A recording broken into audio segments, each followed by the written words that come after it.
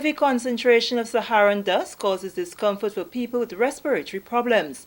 Details to this story and more in the National Report.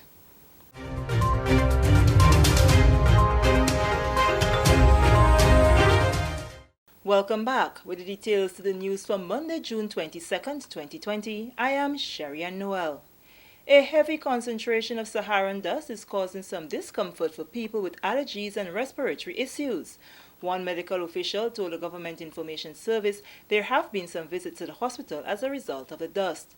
Forecaster at the Met Office, Andre Charles, during an interview with the GIS via telephone on Monday, says the dust is always around, but there are times when the concentration is greater. He says the Saharan dust is seen more in the dry season, but it is not unusual for it to occur during the rainy season. The denser part of the dust would have passed us, so conditions are slightly improving. We expect that things should remain as they are during the course of the day.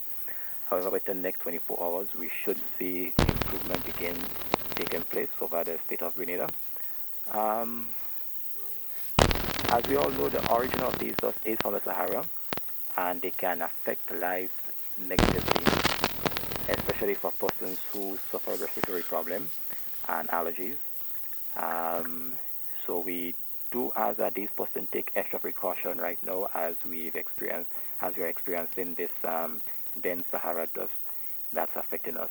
The dust also negatively affects rainfall and cloud formation. Once we have these dust present in the amount they are right now, it will negatively impact the formation of clouds, which would also impact the amount of rain we expect, as we've seen for the past few days. Recently, over the past 24 hours, we've had a tropical wave passing, but we've seen little to no rainfall activities associated, and that was all due to the presence of the Sahara dust. But once conditions begin to improve, it will make it much more favorable for cloud formation and again an increase in rainfall activities.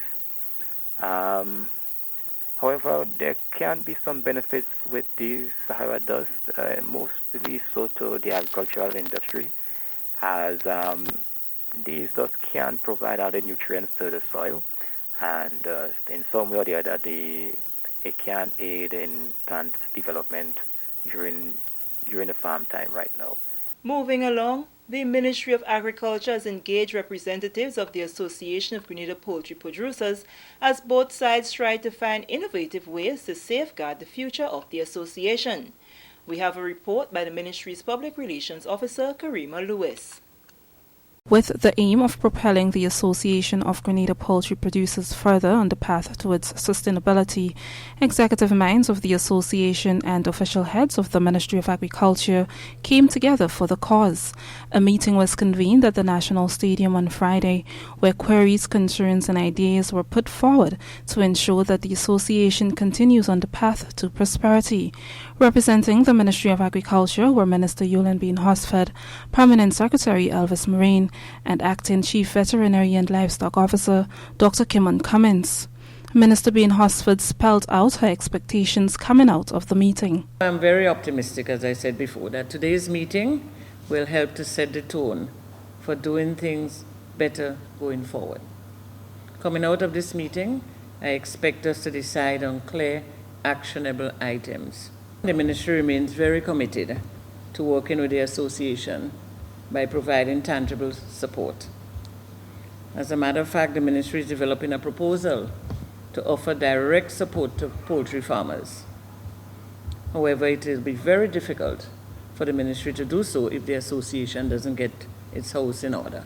President of the association, Jason Phillip, thanked the ministry for the opportunity to meet collectively as a body to help remedy some of the issues they are faced with. As an organization, we have our fair share of challenges during normal times. And these challenges have now been exacerbated because of the extenuating circumstances that we now face.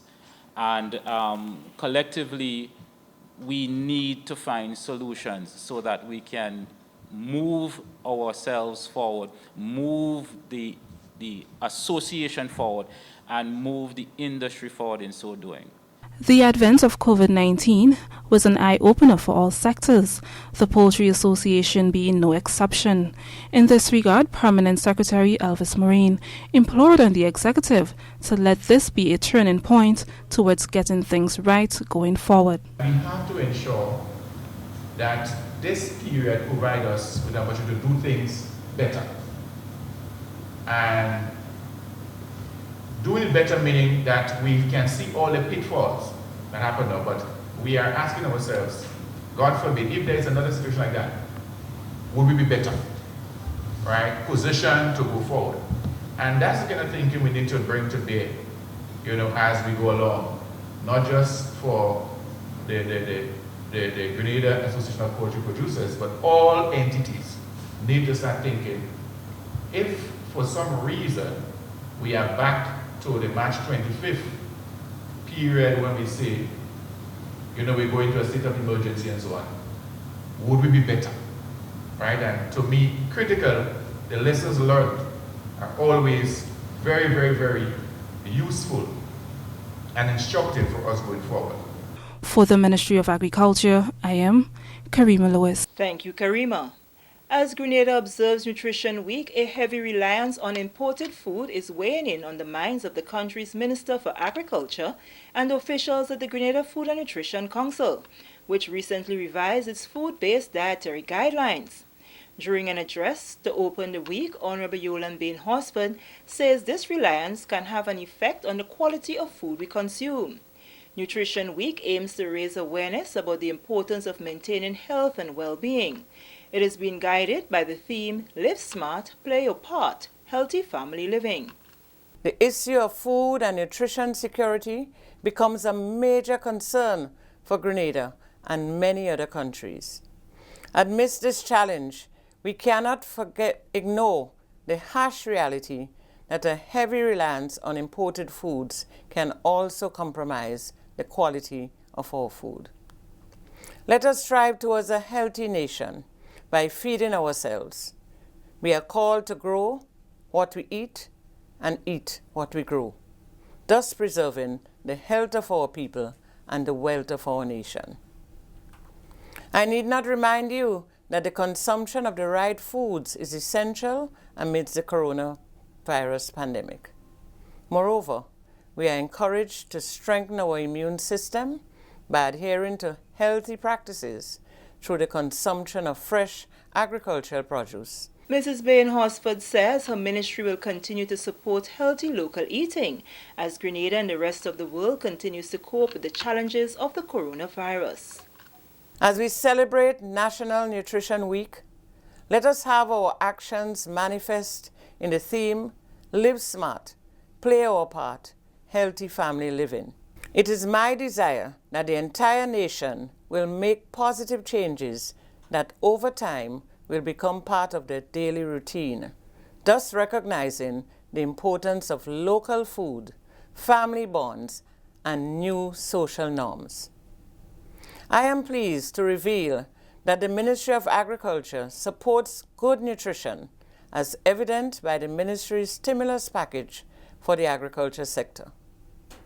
Hence, the promotion of the consumption of local and safe foods as aligned with the main objective of National Nutrition Week. This is the National Report. More news after the break. Do you still have EC 1 and 2 cent coins? If you do, then you have until the end of this month, 30th June, to spend them, exchange, or deposit them at your commercial bank. After 30th June, you will not be able to use your 1 and 2 cents as they will no longer be legal tender. Find them, spend them, exchange or deposit them at your commercial bank. Act now and receive value for your 1 and 2 cent coins by 30th June. Welcome back. The president of the Northern Bus Association wants his colleagues to implement a rotation system. Chris Williams says a rotation system, where a fraction of the buses operate, will guarantee more income for the bus owner on a daily basis. Williams explained that since the resumption of the public transport weeks ago, buses have been operating at a loss, and he therefore called on the various zone associations to implement a system that will benefit everyone. Last week, the Zone 9 buses plying the Grenville to Sauters route via Hermitage and Mount Rose commenced the rotation system and are happy with the results. I'm encouraging the buses to route it because on our route, our association have been doing rotation for the past week or so. And in comparison to where it was the week before when all of us came out to work, it's way better now.